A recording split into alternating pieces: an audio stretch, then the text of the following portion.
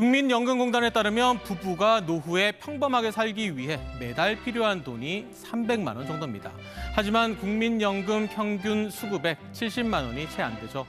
평생을 바쳐 마련한 자산이 집 한 채에 묶여 있다 보니 노후 자금 마련이 쉽지 않은 게 현실입니다. 그래서 주목받는 게 바로 주택연금입니다. 주택연금으로 노후 설계하는 방법, 이영주 연금박사 상담센터 대표와 알아봅니다. 안녕하십니까? 안녕하십니까? 주택연금이라고 하는 게 말 그대로 내 집을 주고 연금을 받는 것, 그렇게 이해하면 되나요? 네, 내가 살고 있는 거주하는 주택을 담보로 맡기고 평생 연금을 받는 제도가 주택연금 제도고요.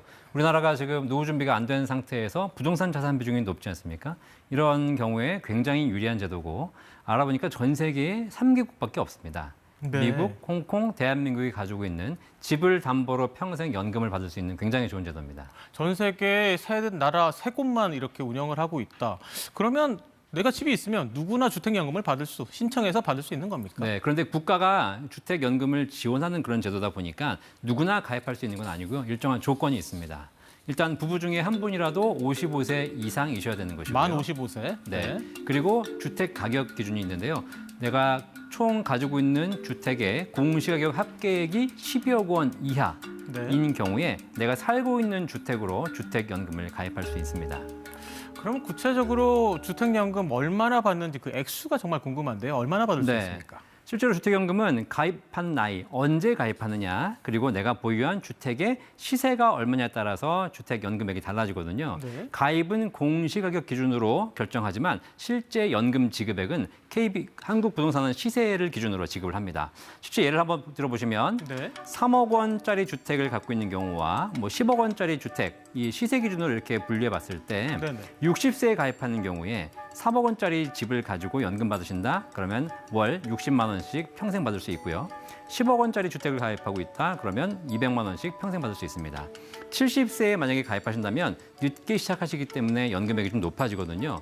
3억 원짜리 주택은 월 89만 원 정도, 10억 원짜리 주택은 월 297만 원 평생 받을 수 있고요. 실제 주택연금 받으신 분 중에서 가장 정말 많이 받고 싶다? 그러면 공시가격 12억 원 주택을 가지고 80세에 가입하신다면 월 393만 원의 연금을 평생 받을 수 있는 구조도 가능합니다. 393만 원이 최고액이 되겠군요. 네, 이게 최고액이죠. 그러면 이게 집값은 오르기도 하고 내리기도 하고 변동이 있잖아요. 그러면 이 연금을 받는 기준은 주택연금에 가입할 당시의 기준으로 하는 겁니까? 네. 집값 딱 기준은 연금을 가입하는 시점에 주택 가격을 정해서 거기서 연금액이 세팅이 되고요. 그 금액을 평생 받습니다. 중간에 집값이 오른다, 떨어진다 하더라도 주택 연금액은 변동되지 않고 고정된 금액을 평생 받게 돼 있습니다. 그러면 그건 어떻습니까? 지금은 제가 가입을 했어요. 그런데 좀 시간이 지나다 보니까 요즘 집값 많이 오르잖아요. 집값이 많이 올랐어요. 이 정도 받기에는 너무 아깝고 더 받을 수 있을 것 같아서 해지를 한단 말이에요. 해지를 하고 다시 가입하는 것도 가능합니까? 네, 해지하고 다시 가입하는 건 가능하지만 대신에 해지하실 때 그동안 내가 부담했던 초기 보증료라든가 연보증료 같은 비용을 차감해서 남기고 나서 지급하기 때문에 실제 가입자 입장에서는 손해를 많이 볼 수 있고요. 그다음에 해지한 주택으로는 재가입이 가능한데 3년 후에만 가능하기 때문에 실제로 3년 동안은 그 주택으로는 주택연금 재가입이 불가능합니다. 따라서 이런 부분 참고해 보시고 실제 아주 많이 올랐다면 해지하고 다시 가입하는 경우도 있지만 큰 차이가 없다면 연금을 유지하시는 게 제일 좋습니다. 고민을 해봐야 되겠군요. 3년 이내는 재가입이 불가하다. 해지하기 전에는 꼭 한번 생각을 해봐야 할 지점인 것 같습니다. 그리고 그런 건 어떻습니까? 이 주택연금도 좋지만 요즘처럼 집값이 오르는 시기에는 그 집값을 잘 받고 팔고 약간 그 판 돈의 일부분으로 해서 작은 집을 사고 나머지 금액으로 노후를 살겠다 이런 생각하시는 분도 많으시더라고요. 주택연금 아니고요. 이런 사실 가장 좋은 방법입니다. 내가 집을 줄여서 좀 적은 집에 살고 그 현금 차액을 가지고 노후 생활하는 거 굉장히 좋은 건데요. 실제 현실적으로 보면 내가 살던 공간에서 집을 줄여서 다른 공간으로 이사하겠다? 이게 노후에 쉬운 결정은 아닙니다. 나이가 있으실수록 이사하는 게 쉬운 일은 아니긴 하죠. 따라서 어떻든 차액을 마련해서 팔겠다 이런 생각하시는 것보다 지금 집을 담보로 주택연금 받으시는 게 가장 좋은 대안이 되죠.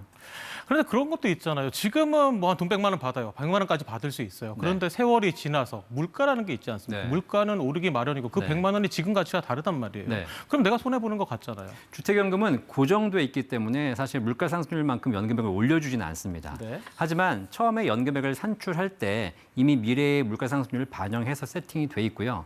만약에 진짜 미래가 내가 결국 물가가 상승하면서 더 많은 생활비가 들어갈 거라고 고민되신다면 주택연금뿐만 아니라 국민연금, 퇴직연금, 개인연금, 기초연금까지 연금에 대한 종합적인 포트폴리오를 잘 수립해서 이 5층 연금을 잘 활용해 보신다면 화폐 가치 하락에 대한 문제도 해결할 수 있을 거라고 보입니다. 하나에만 의존하지 않고 저렇게 여러 가지의 연금을 같이 종합적으로 고민해서 노후를 준비해야 한다. 그런 네. 말씀이신 건데 그러면 주택연금을 만약에 가입을 하게 되면 내 집이었는데 내 집에 대한 소유권은 잃게 되는 겁니까? 그 부분이 많이 오해하시는데 소유권이 상실되는 것이 아닙니다.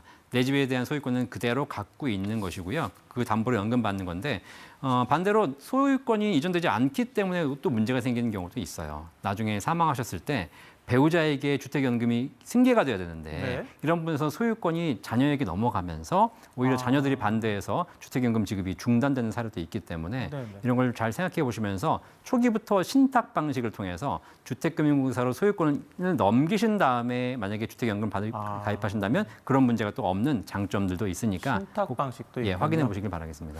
그런데 그러면 부부가 주택연금을 받고 있었는데 두 부부가 다 돌아가시게 되면 네. 그 이후에는 어떻게 되는 겁니까? 일단 주택연금은 부부 중에 최종 생존자까지 동일한 금액을 평생 지급합니다. 네. 그렇죠? 그런데 만약에 이제 다 받고 돌아가신다면 그때 남은 금액은 자녀가 상속하게 되는 것이거든요. 만약에 부모님께서 받아가신 연금액보다 집값이 더 비싸서 남았다면 자녀가 그 차액을 가져가면 되는 것이고요. 자녀가 네. 만약에 집값보다 연금액이 많이 받아서 차액이 안 생긴다면 그 차액을 상속인에게 청구하지 않습니다. 그러니까 자녀분들은 걱정하실 필요가 없는 것이죠. 그리고 주택연금도 종류가 있다면서요. 세 가지인가요? 어떻게 나누지나요? 연금을 이제 받는 방식에서 여러 가지가 있는데요. 네. 정액형으로 딱 정해진 금액을 받는 방식이 있고요. 네. 그다음에 나는 처음에 좀 많이 받고 싶다. 초기 증액형이라고 해서 처음엔 많이 받다가 나중엔 적게 받는 방식. 그다음에 정기 증가형이라고 그래서 처음에는 적게 받다가 3년에 4.5%씩 연금액을 올려받는 방식이 있는데 네. 가입자의 대부분은 정액형을 선택하고 계시고요. 네. 그다음에 대부분이 정액형을 하시고 70% 정도가 하고 계시고 네. 나머지 한 20% 정도가 초기 증액형 선택하고 계시고요. 네. 정기 증가형, 적게 받다가 늘려가는 구조는 거의 사실 선택하고 있는 분들이 없습니다. 알겠습니다. 오늘 말씀 여기까지 듣겠습니다. 이영주 연금박사 상담센터 대표와 함께했습니다. 고맙습니다. 감사합니다.